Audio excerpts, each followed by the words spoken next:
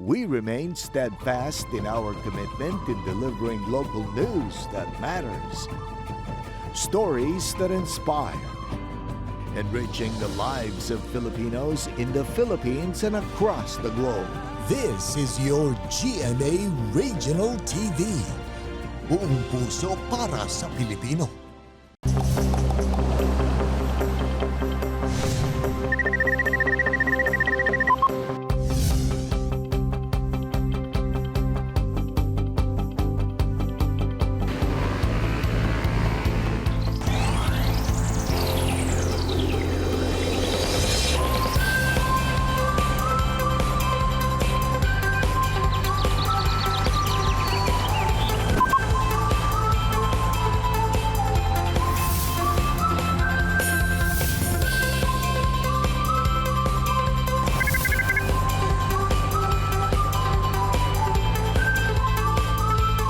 Kini ang At Home with GMA Regional TV.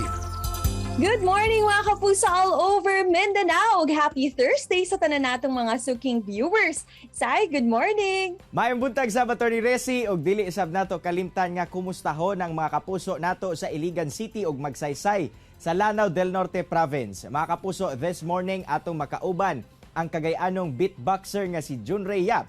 Ug sayron ta kung paunsa siya nahilig sa beatboxing at tangi ka na unya. Samtang say, itour kita sa mag-asawang Maria Victoria ug Gerardo Evangelista sa ilahang unique house. Kung unsa kini sayro nato unya. Ug sa Bestok, laing ang Mindanaoan singer-songwriter na sabang ato ang makajam. Walay lain pa kundi si Chud Festejo.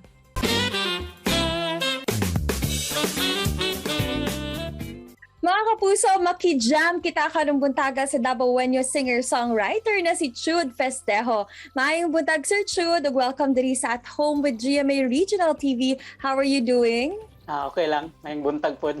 Sir Chud, apart from singing, unsa ba ang imuhang lain pod nga ginakabisihan karon? Ug how were you able to manage pod your time? Sige naman dyan ikuan, morag enabler, yung baga mo na mong term sa enabler na mo, para ani nga to ang lifestyle na art and music. So, enabler is mga day job. So, ako nabot kay before nag-office ko, then nag-transfer ko sa kanang home base, sa online na work para mas mas flexible sa oras.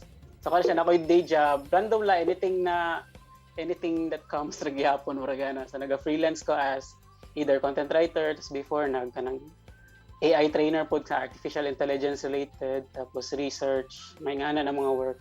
And then karon since starting pag 2020 kay murag isa ko sa mga co-founder og kanang murag core committee sa Minpop. How about if napod kay mga gina-compose na songs, sir, ginaunsa pud mo pag-manage ana? Mostly since ako kay dili man siya, it's not kanang murag pinaka-income generating na ko na activity. So dili siya yung ka priority sa akong ginabuhat. Mostly art lang dyan siya ba, in a way. Na kung na ako'y maisip nga idea, so i-jot down lang po na ako, kung na ako'y ginabuhat, tapos na yung sulod nga idea, so breaks ako kadali, tapos to ba, ang adrenaline rush, kumbaga, ang kanang kuan sa idea, kay sayang man kung mawala, so stop sa akong ginabuhat, tapos try na ko to document or record or isulat kung unsa to siyang idea. So, nga na akong process sa writing. And then, kung sa katong uban ko na ako ng mga kaganapan aside sa ako ang work, ay murag i-communicate lang po jud kung unsa ang schedule sa work o pangayon po lang para murag meet halfway lang po para walay conflict sa mga buhatonon. As a matter of fact, naapod kay bago nga gi-release karon na kanta as well as your album. Can you tell us more about this? So, kana siyang kanang EP na ko na laro-laro lang ang title is. Actually, inspired siya itong isa na ka song na nadaugan tong 2018 po sa isa ka songwriting competition. So, atong song is Nanay Tatay. So, originally, it's Larong Bata. Tapos, mas core sa iyang hook is katong Nanay Tatay na part. So, dito nag-start ang idea. And katong song na Nanay Tatay is actually adaptation siya sa atong Larong Batang Pinoy nga Nanay Tatay mismo. Nanay Tatay, gusto ko tinapay. So, siya, murag modified version lang. I-connect na ko sa isa ka story. And then, naapamon ko yung mga naisip nga idea nga ato gihapon sa uban nga mga larong batang Pinoy. So, naisip na ko nakasulat ko siguro 4 songs, and then naisip na ko, why not make it as an EP? So mura siya gamay na album. So mo siya laro-laro lang kay murag the title, the songs na gi-adapt is just laro-laro lang, pero kung paminaw ni mo ang story, it's not just laro-laro lang. Kumbaga murag ana siya ang ako ang gusto an idea. Pwede ba ka mo pahapya og sample sa imong baguhay lang release na song? And it's part of my EP na laro-laro lang.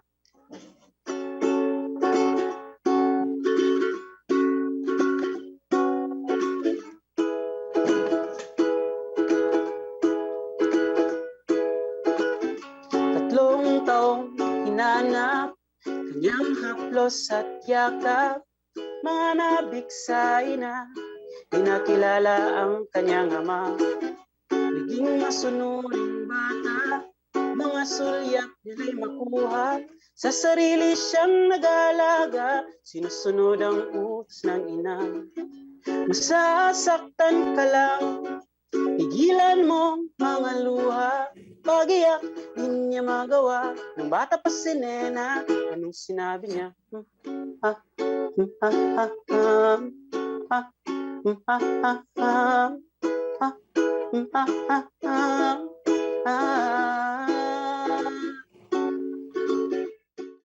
Wow, daghan kaayong salamat Sir Chut sa pag-share sa imuhang kanta karong buntaka. Stay safe always. Salamat po kayo sa pag-invite sa kuha diri para aning opportunity. Thank you. Tutok lang mo mga kapuso ka mabalik pa ang At Home with GMA Regional TV. Kini ang At Home with GMA Regional TV.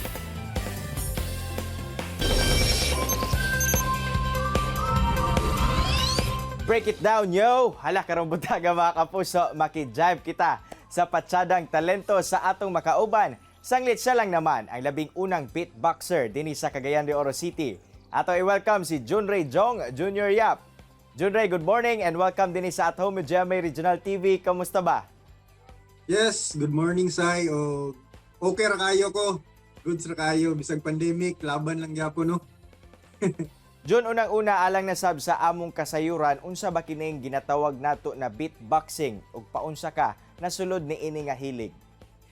So, Sai, ang beatboxing is usa gini siya ka element na pwede ta mag-create og music gikan sa tong bakba og tingog. So mo na siya ang beatboxing na mag-create og music pwede sa tong bakba na without instrument. So mo ang beatboxing.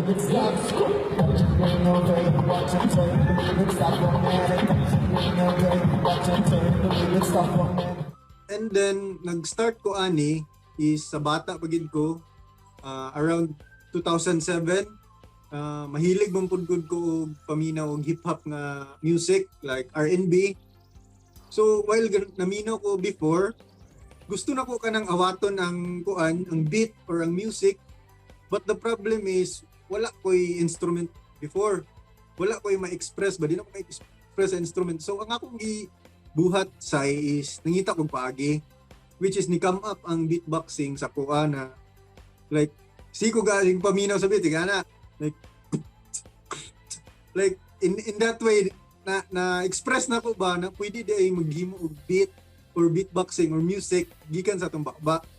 So isa gina sa akong inspiration no na pagpaminaw na ko og music dito murag nisulod pud sa kuha ang music ba dito na ko na-express siya kay bale.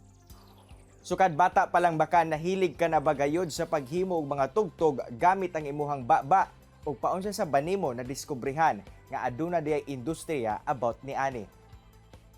Yes, before no wala gid kaayo, wala tay mga teacher ani, pero nagpraktisa lang gid ko. Nagpraktisa lang gid ko ani Sai.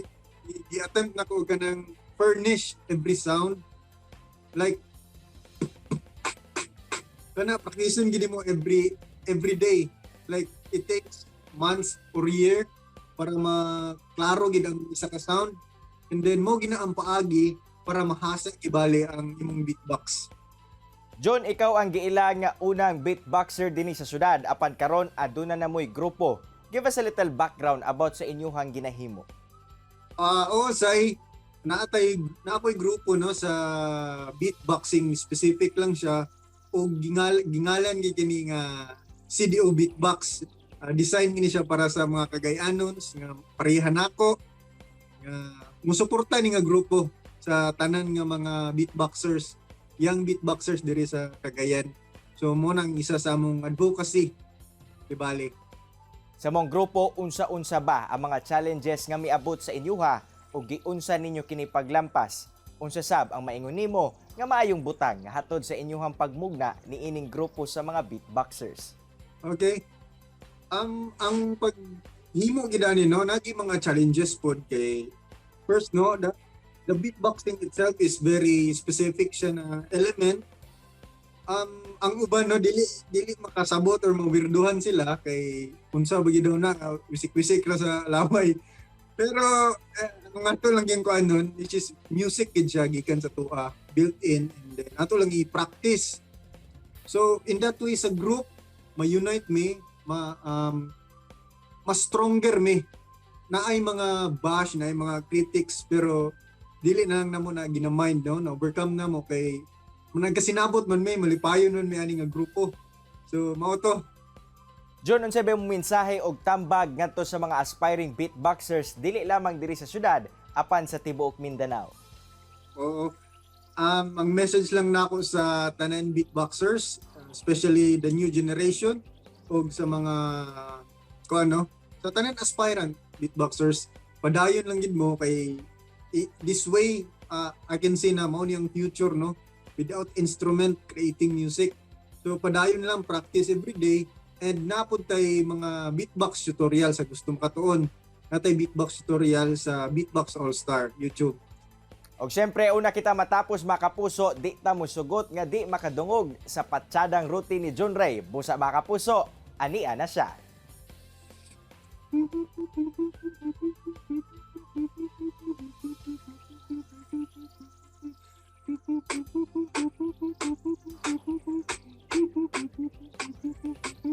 One, two, three.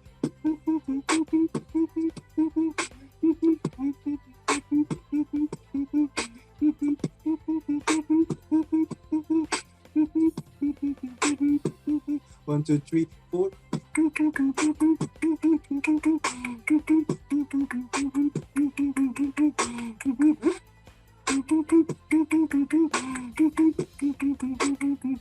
One, two, three, four, five.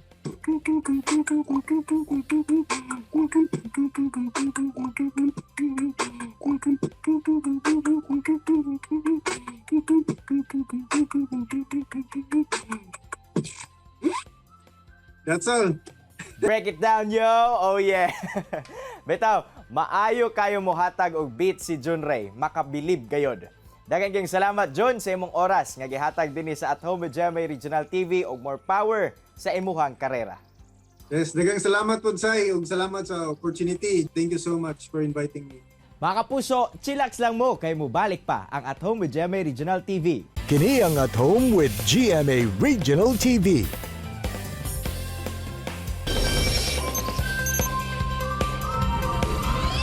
Maayong buntag mga kapuso! Mag-virtual tour kita karon sa pinasahing balay sa mag-asawang si Maria Victoria ug Gerardo Evangelista.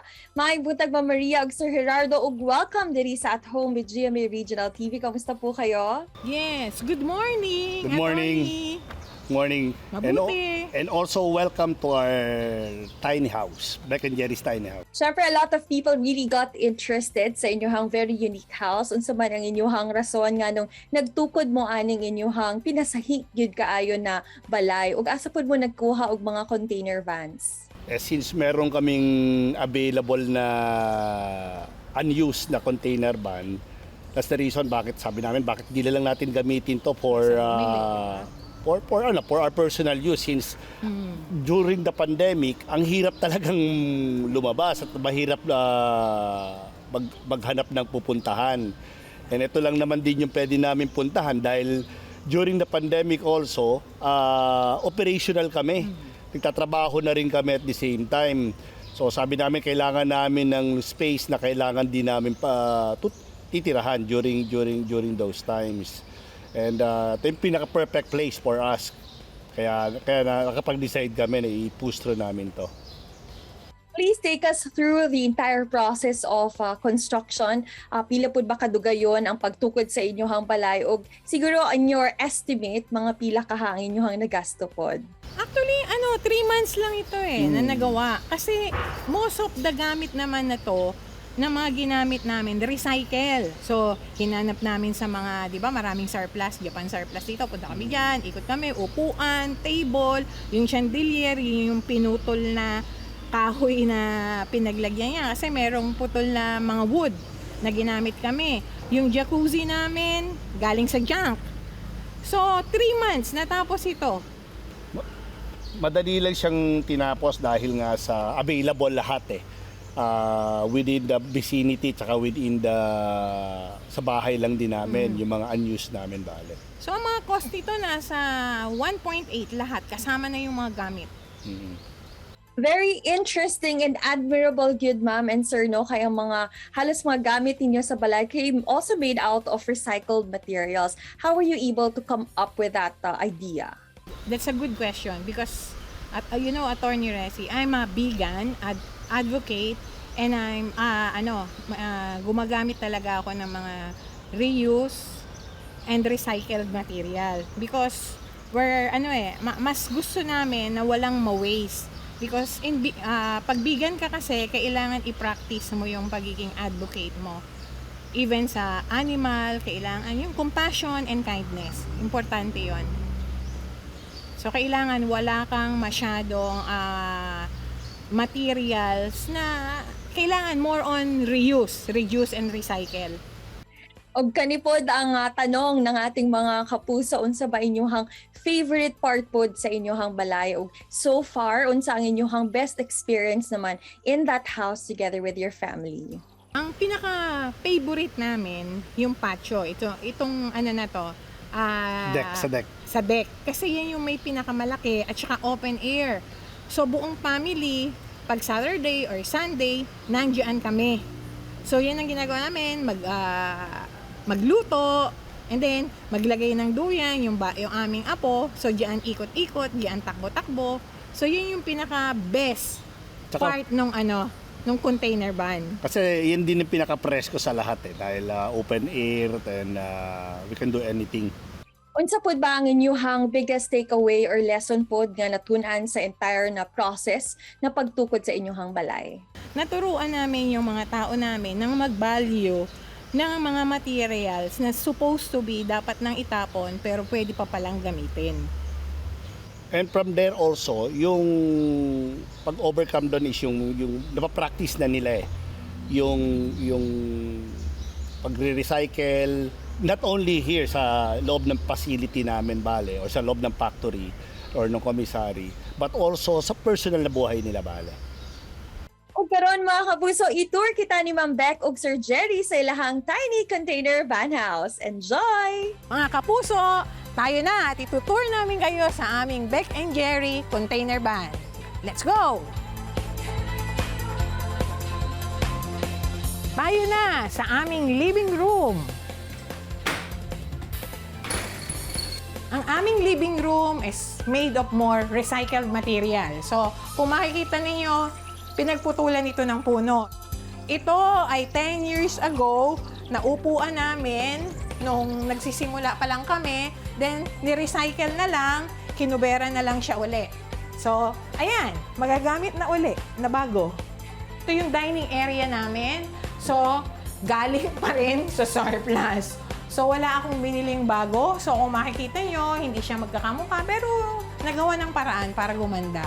Ito yung aming contemporary kitchen. Nilagay na lang namin sa labas kasi mahirap pag sa loob aamoy yung pagkain. Now, mga kapuso, dito naman tayo sa aming second floor. Ito yung aming balcony, yung veranda. Ito yung sinasabi ko sa inyo na chandelier na recycle pa din. Kasi ito yung pinakaugat ng puno, di ba? Kung makikita nyo, nasa pinakailalim siya. So, kinuha namin, kinat namin, at yung curve na yan, that's natural. So, nilagyan ko na lang siya ng mga lights para maging chandelier. Mga kapuso, pasok tayo sa aming bedroom. So, ito medyo maliit lang din siya. So, itong makikita ninyo na higaan na to, nakukonvert siya into chair. As you can see mga kapuso, from bed frame, ito na siya ngayon. So meron ka ng upuan. As you can see mga kapuso, katulad nung na-mention ko sa inyo na yung patio ang favorite place namin. Ayan, diyan kasi kami kumakain. Kasi kayang maka-accommodate ng maraming tao. So mga kapuso, dito tayo sa the most beautiful place in this area. Coziest and chilliest part. Ayan, ang aming junk na jacuzzi. So ito, galing ito sa junk shop. So binili lang namin, kaya hindi siya So ito ginagamit ng apo ko pagka nandito siya every Saturday.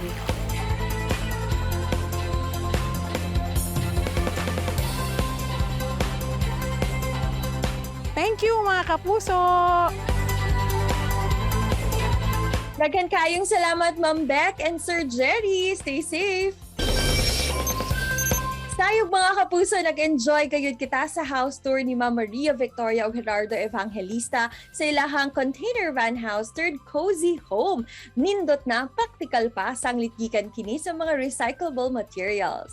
Samtang Attorney Resi makabilib gayod ang talento nga gipakita kanato sa Cagayanon beatboxer nga si Junray Jongyap. Ang kaniadtong hobby sa paghimo og music karon iya na gayod nga gikarir.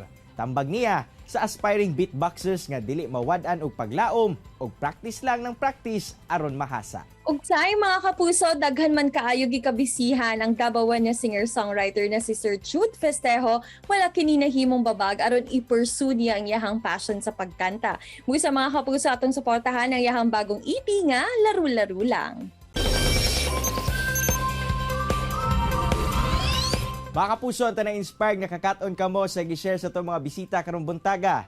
Sama na lang sa panultihon ni Jackie Robinson nga a life is not important except in the impact it has on other lives. Mga kapuso, makita pagbalik ang atong episode pinagi sa pagbisita sa www.gmaregionaltv.com ug ayaw mo kalimot na mag-subscribe sa official YouTube channel sa GMA Regional TV. See you tomorrow mga kapuso sa Kapuso Fans Day. Stay safe and healthy. Ako si Attorney Resi Rizada. Kinisab si Cyril Chavez. Buong puso para sa Pilipino.